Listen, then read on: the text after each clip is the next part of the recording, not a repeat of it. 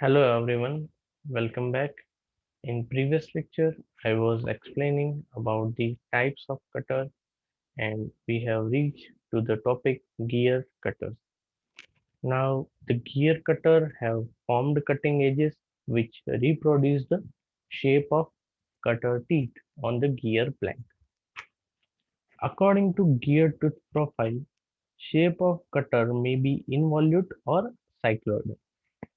Involute profile is basically profile generating by unwounding a thread to a cylinder, while the cycloidal are formed by the epicycloid or hypocycloid, in which the circle rolls over the cylinder, and the trajectory made by the point on the rolling circle gives the profile of the gear. They are used for milling gear teeth on milling machine. Here you can see the roughing and the finishing grade of gear cutter. Figure shows the common two grade of gear cutters, roughing and finishing. Sometimes gears are also generated by gear hobbing process, in which it is called as a gear hob. This process is used for milling operations such as cutting teeth of worm wheel, helical and spiral gears, as well as spline shafts. They are not able to cut the bevel gears. The thread milling cutter. Thread milling cutter are used for milling bomb and acme type threads. The cutter may have parallel or taper shank. You can see the parallel shank as well as the taper shank thread milling cutters. Next one is the tap and reamer cutters. The tap and reamer cutter are special type of double angle cutter. These cutters are used for milling fluids on reamer and taps. You can see in the figure the tap cutter and reamer cutter. The tap and reamer fluted cutter. The pointed end of the tooth is round and the tooth profile corresponding to the type of groove that is to be made. You can see in the figure the tap and reamer flute cutter. Only the tap is used, then the reamer cutter, and the combination of both, that is the tap and reamer cutter. Our next topic is methods of milling or up milling and down milling. This is very important topic and it is already discussed that the milling is a process of cutting metal by using a multi-teeth rotating tool which is called a cutter. The form of each tooth of cutter is similar to single point tooth. Now an important feature over here is the tooth after taking cut comes in operation again after some interval. This allows the tooth to cool down before the next cutting operation is done by, which is minimize the effect of heat developed in cutting a cutting edges. Following are the two methods commonly used for performing operation by using cylindrical cutter. First one is the up milling. Up milling is also called as the conventional milling. In this method, the cutter rotates in direction opposite to that in which the workpiece is feed. You can see in the figure the direction of feed and cutter rotation are in opposite direction. The start of cut takes place with the minimal chip thickness and gets on increasing at the end of cut. So what happens as the cutting moves to the end portion, the force required at the end is the maximum, while at the start is the minimum.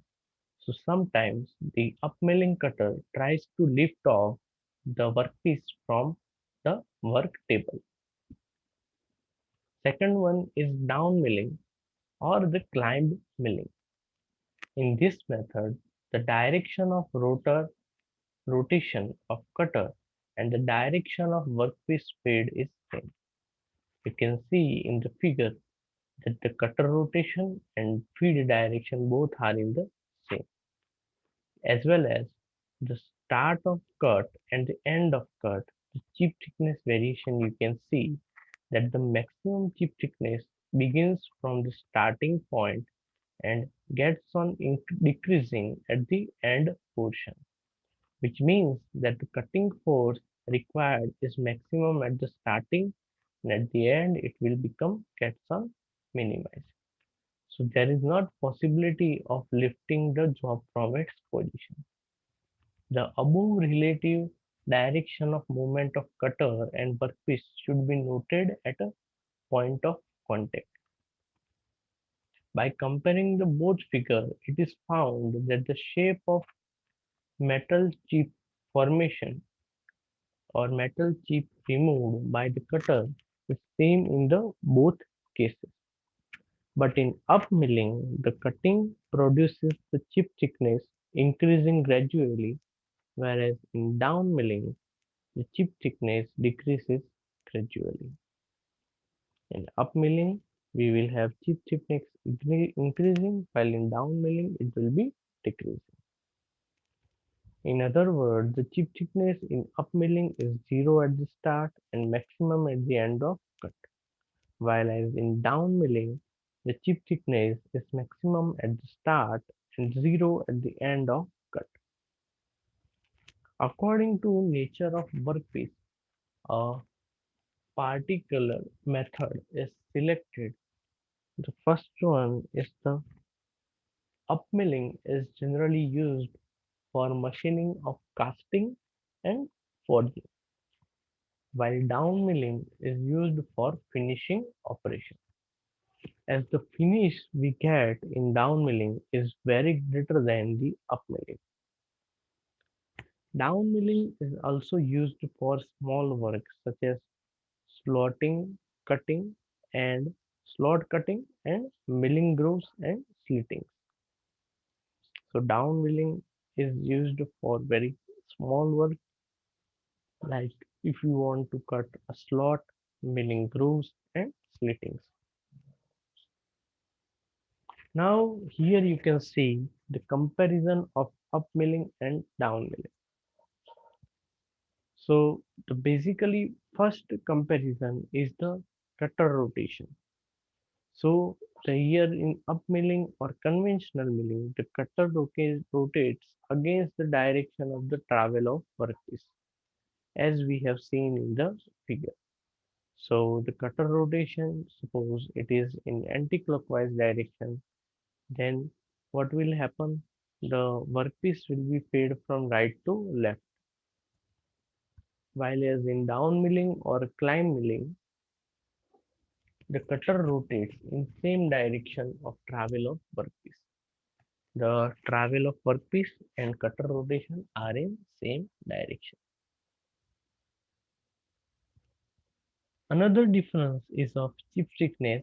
As I explained, the chip thickness is minimum at the beginning and reaches maximum when cut ends or terminates in upmilling or conventional milling. Down milling or climb milling, the chip thickness is maximum at the beginning of the cut and reduces to minimum when cut terminates.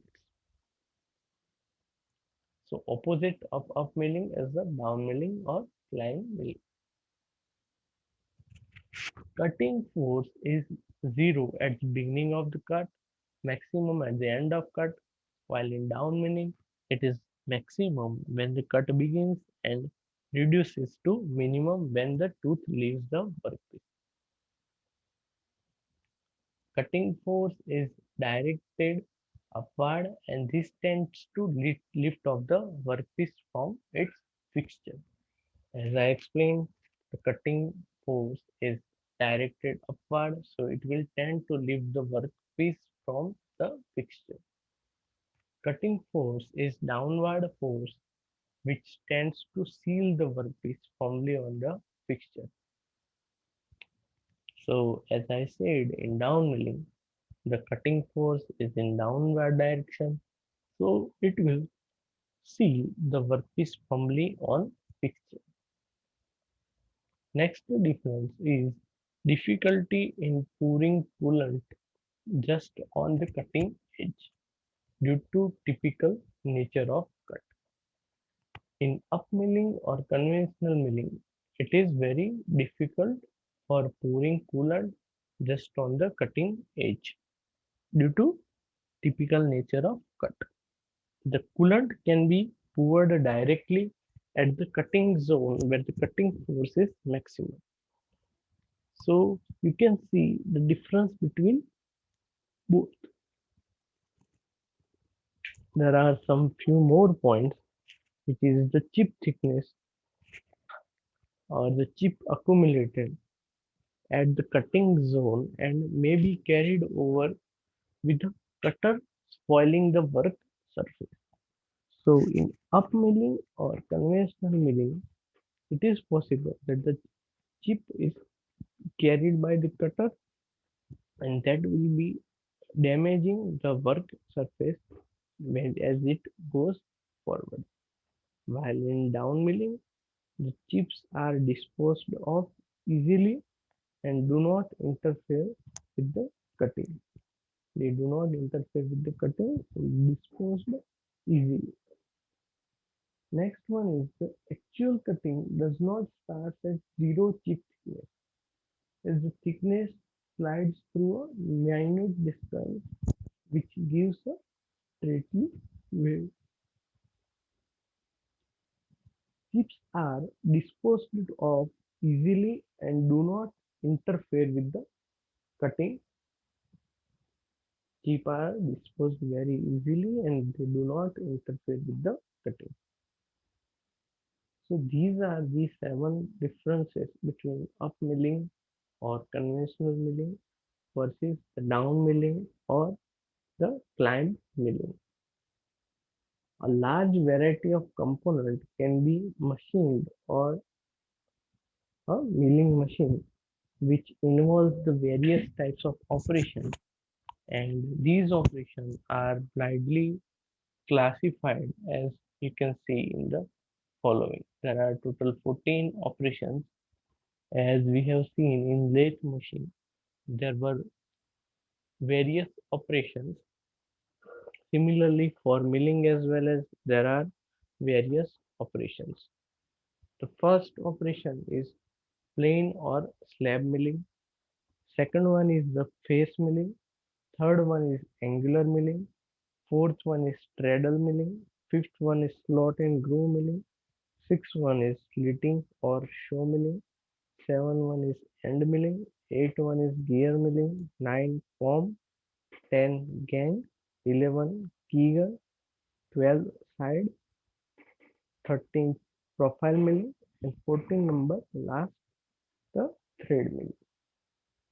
So we will start off with the first, that is the plane or slab milling. The plane or slab milling is used for machining a flat plane horizontal surface parallel to axis of cutter with help of plane or slab milling cutter. For machining of a wide surface interlocking teeth, plane milling cutter are used instead of simple plane milling cutter. During the operation, the workpiece and cutter are secured properly on the machine and while rotating the vertical feed screw of the table and machine, the depth of cut can be okay, adjusted. So you can see in the figure the plain milling operation. Up to this, we will keep today's lecture. Thank you very much for listening me carefully. Have a nice day.